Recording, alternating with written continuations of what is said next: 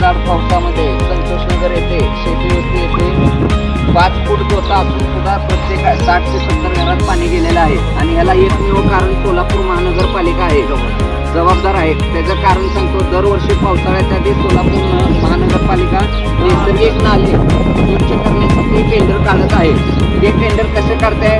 महापालिकेचा JCB येतो आणि जिथं रस्ता आहे तेवढं स्वच्छ करून जातो, पण या इकडे एकदा सुद्धा JCB आला नाही. 5 फूट पाणी घरात गेलेलं आहे यांच्या.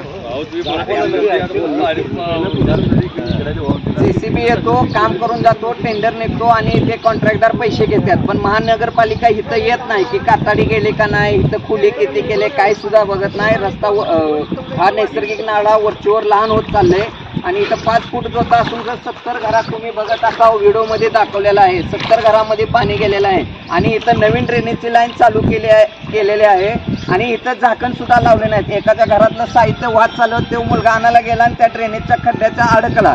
इथल्या स्थानिक लोकांनी काढलं आणि त्या अजून सुद्धा तिथं ते चेंबर बुजले, त्याला झाकण सुद्धा या कॉन्ट्रॅक्टरनी लावले नाहीत. आमची एकच इच्छा आहे आणि सकाळी 6 वाजता सोलापूर महानगरपालिकेचे जे झोन अधिकारी आहेत त्यांना आम्ही फोन केला, अजून ते आता 3 तास झाले तरी झोन अधिकारी इथं आलेले नाहीत.